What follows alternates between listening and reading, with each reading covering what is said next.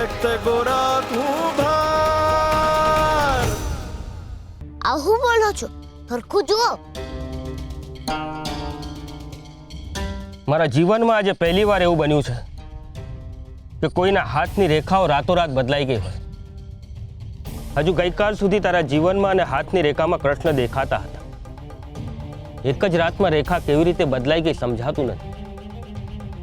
ગોરા, તારાથી કોઈ ભૂલ તો થઈ નથી ને? કેવી ભૂલ? તે શ્રી કૃષ્ણનું અપમાન કર્યું હોય કે મન ફાવે એમ બોલ્યો હોય?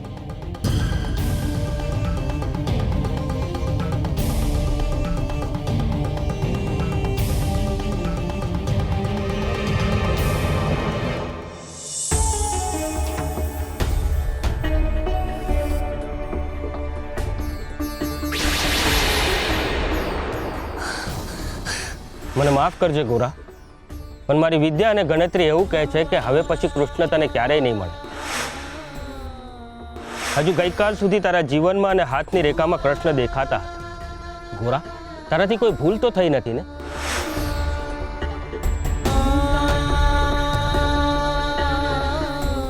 મેં કૃષ્ણની મૂર્તિ અહીંયા જ મૂકી હતી.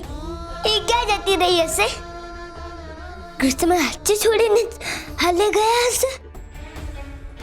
કૃષ્ણ હાથ ચૂકલવા મને કોઈ દી નહીં મળે. ના, એવું નહીં થાય.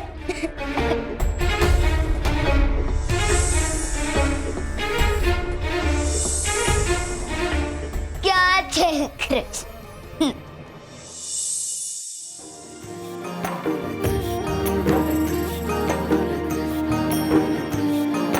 જોવા સુંદર રૂપ તારું તરસે આંખો આજ.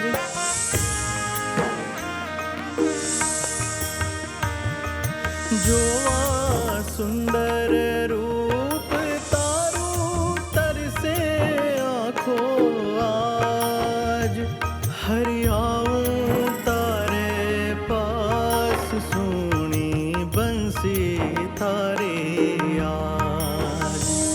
હરિયાઉં તારે પાસ સુણી બંસી થારે આજ.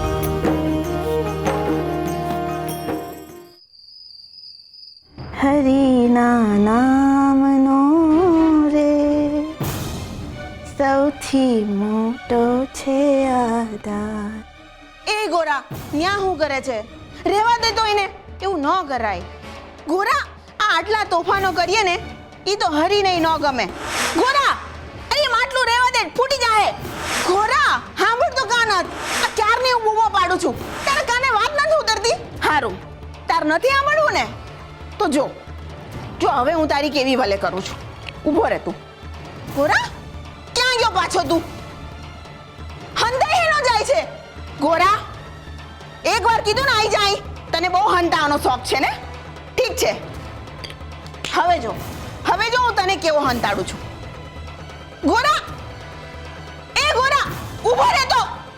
ગોરા, ઊભો. તમે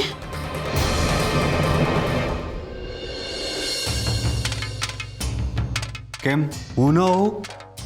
ના, એટલે આ તો આમ અચાનક આવ્યા એટલે. હરી થોડા નગાડા વગાડીને આવે? એ તો નગાડા વગાડીને નો આવે અને નગાડા વગાડીએ નો આવે. એ તો માવઠાની જેમ આવે. આમ તમે દરવાજો ખોલો અને સામે ઊભા હોય, જેમ અટાણે તમારી સામે ઊભો છું એમ.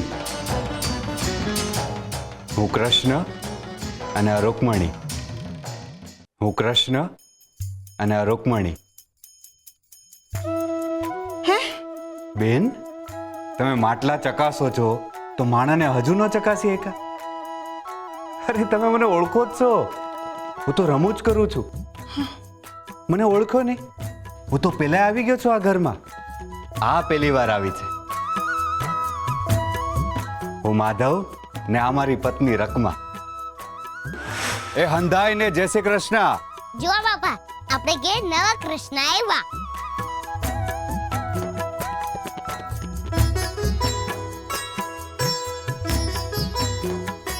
તમે કૃષ્ણ છો ને?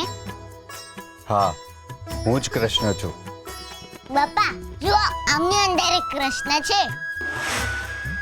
જય શ્રી કૃષ્ણ. જય શ્રી કૃષ્ણ. ગોરા ક્યાં છે? ગોરા, એ ગોરા, ભાઈ સાંભળો તો. મારા હાથ છે જાજા, જડી જાય રાજા. હાલ તો જડી જાતો.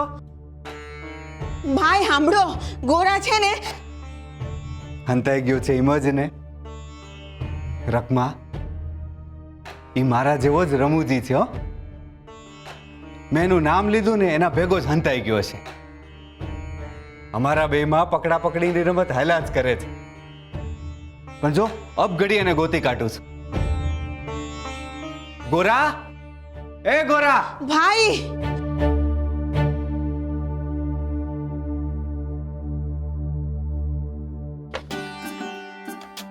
ગોરા, એ ગોરા. ગોરા, તું ગમે ને હંતાણો હોય, હું તો તને ગોતી જ કાઢીશ. જો તું સામેથી આવી ગયો તો તું જીતી ગયો બસ.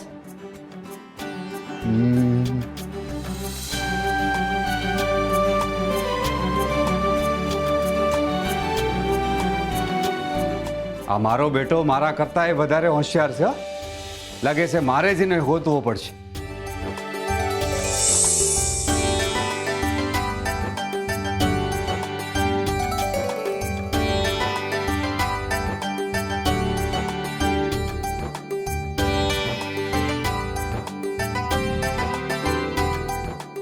મારા હાથ છે જાજા, જડી જાય રાજા. હાવ.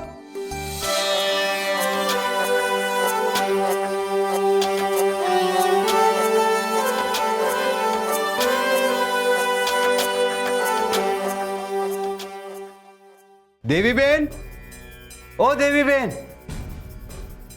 દેવીબેન, ગોરા તો ત્યાં ભંડકિયામાં નથ અને બાર આંગણામાં ખાટલા નીચે નથ. મને લાગે છે કે એની મેતે નથી હંતાણો. જો એની મેતે હંતાણો હોય ને તો મને તરત ચડી જાય. તમે જ એને ક્યાંક હંતાડી દીધો છે. ભાઈ, મારે ગોરાને હંતાડવાની હું કામ જરૂર પડે? પણ એ તો નથ ભંડકિયામાં કે નથ આંગણામાં. અરે ભાઈ, આંગણા ને ભંડકિયાની ક્યાં વાત કરો છો? ગોરા તો અહીં ઘરમાં જ નથી. હવે તમે રમૂજ કરવા લાગ્યા એમ ને? હા, અને કરો જ ને. આ તમારા સંસ્કાર તો ગોરામાં આવ્યા છે. ભાઈ, હું રમૂજ નથી કરતી. હું સાચું કહું છું, ગોરા ઘરમાં નથી. જોયું રકમા, કેવા રમૂજી લોકો છે નહીં? આ ગંભીર વાત પણ કેટલી રમૂજતાથી કરે છે. આ ખોડાનું જીવન હરિભક્તિ ને રમૂજમાં જ હાલ્યું જાય છે. ભાઈ, તમે મારી વાત માની કેમ નથી રહ્યા? રમૂજ નથી, ગોરા ઘરમાં નથી. એવું કેવી રીતે બને? અમે જ્યારે અહીંયા આવ્યા તો તમે જ તો ગોરાના નામની બૂમ પાડતા હતા. અમે ખાસ ગોરાને મળવા આવ્યા છીએ. અરે ઈ તો હું અહીં ઘરમાં એકલી એકલી બબડતી હતી. હું છે કે ગોરા ગયો છે ને, ઈ મારી આંખોએ સ્વીકાર્યું છે, પણ મારું મન હજી એ નથી સ્વીકારી શકતું. ગોરા અહીં ઘરમાં નત ને તો એમ જ લાગ્યા કરે છે કે એ આયા જ છે. ભાઈ, ગોરા અહીં ઘરમાં હોય ને તો આખો દી એટલા બધા સવાલો કર્યા કરે ને, તેનો અવાજ મારા કાનમાં ઘર કરી ગયો છે ને. એટલે હું એકલા એકલા બડબડ કરતી હતી ને, એટલે તમને એમ લાગ્યું હશે કે હું ગોરા હારે વાત કરી રહી છું.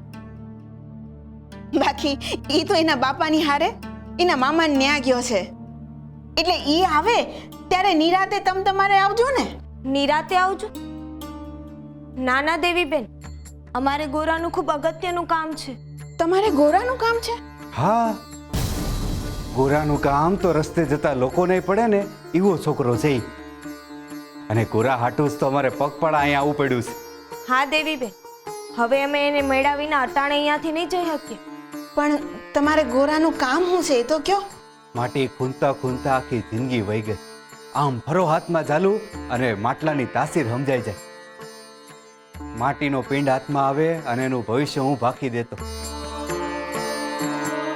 ખેડૂતે ગાડું નહીં હલાવ્યું ને એટલો તો મેં ચાકડો હલાવ્યો છે.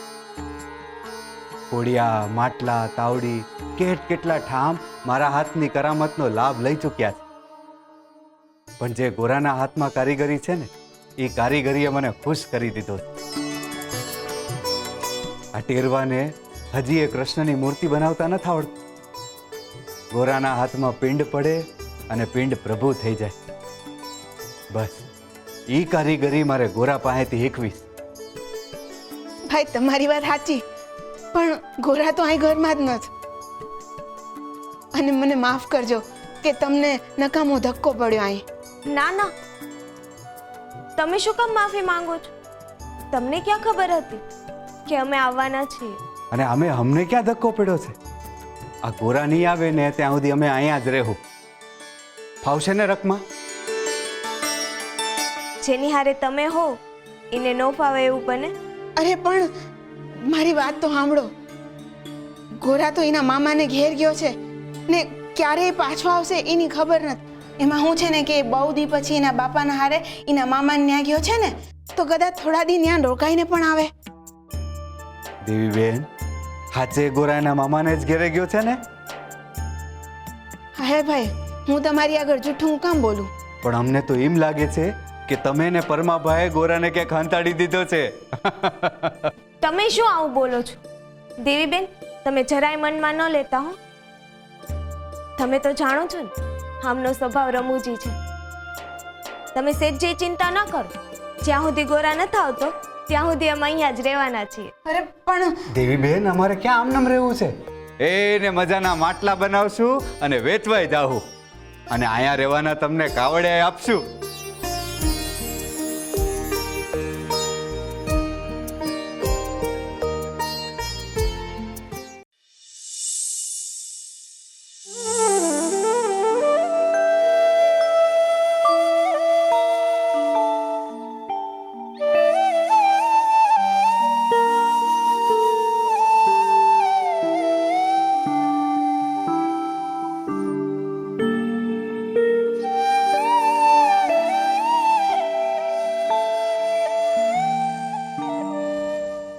નાથ, બહુ તકલીફ થાય છે ને? તમારી આંખમાંથી તો હંમેશા ભક્ત માટે આશીષ છલકાય છે, તો આજ આંસુ કેમ? આંખમાં આંસુ છે પણ મન સૂકું છે. હું કઈ સમજી નહીં.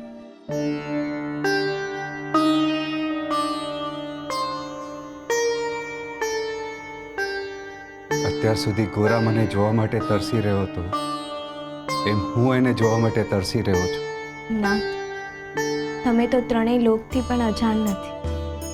આંખ બંધ કરો અને જાણી લો ગોરા ક્યાં છે. જો હું ઈશ્વર બની જઈશ તો આંખ છલકાવાનું સુખ પણ ગુમાવી દઈશ. અત્યારે હું ગોરાને પામવા માટે સામાન્ય મનુષ્ય બન્યો છું, એટલે મનુષ્ય રૂપમાં જ હું ગોરાને પામીશ. આંખ બંધ કરી પામી શકાતી કે શોધી શકાતી દરેક વસ્તુને કળિયુગના માનવીએ ચમત્કારનું નામ આપ્યું છે, અને એના આધારે પોતાના જીવનમાં અંધકારને આવકાર્યું છે. માણસ બનીને ગોરા માટે આદરેલી શોધ એક સંદેશ છે. લોકોને ગમતી વસ્તુ કે વ્યક્તિને પામવા માટે ખુદ ભગવાને પણ પ્રયત્નો આદરવા પડે છે. કાળા માથાનો માનવી હંમેશા એ ભ્રમમાં રાચતો આવ્યો છે કે કોઈક આવશે, એની મુસીબતોમાંથી એને ઉગારશે અને એના દરેક પ્રશ્નોનું સમાધાન લાવશે. પણ એ ભ્રમમાં મનુષ્ય વધુ ને વધુ ભેરવાયા જ કરે છે. હું પોતે એક ઉદાહરણ પૂરું પાડવા માંગુ છું. મારી અંદર રહેલી તમામ ઈશ્વરીય શક્તિને હાલ પૂરતી ત્યજીને હું ગોરાને, મારા ભાઈબંધને શોધી શકું છું. તો તમને શું લાગે છે ગોરા ક્યાં હશે? મને લાગે છે કે દેવીબેન અને પરમાભાઈએ જેને ક્યાંક સંતાડ્યો છે. પણ એ આવું શું કામ કરે? એ વાતનો જવાબ તો એ લોકો જ આપી શકે. ગોરા મારી સાથે બહુ તોફાન કરતો ને વાલથી વળગી પડતો, મારી સાથે કાલી ઘેલી વાતો કરતો અને મને બહુ સવાલો કરતો. અને હું જ્યારે એને પીછું અડાડું ને ત્યારે મન મૂકીને હસતો. બાળકરૂપી નિર્દોષ અને નિખાલસ જીવ છે ગોરા.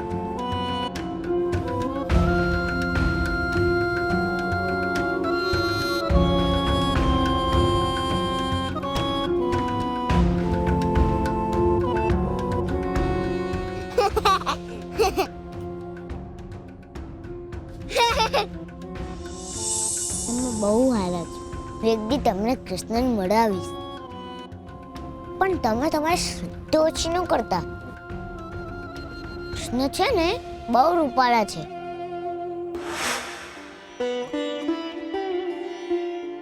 તમે કૃષ્ણને એક કાગળ લખો કે ગોરાને તમારી મદદની જરૂર છે. હું નહીં લખું. કેમ? આના પહેલા પણ તે કાગળ લખેલો. કૃષ્ણ આવ્યા? એ ભૂલી ગયા હશે. એમના કેટલા બધા ભક્તો હોય. એક કામ કરો, આ વખતે રૂકમણીજીને કાગળ લખો.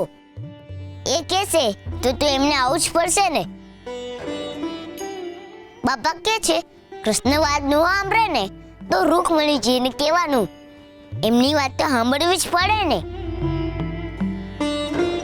હા, લખું છું. રૂકમણીજી, ગોરાની તમને કૃષ્ણ માટે ફરિયાદ છે. ફરિયાદ? હા, શું ફરિયાદ છે? એ જ કે હું કૃષ્ણને યાદ નથી.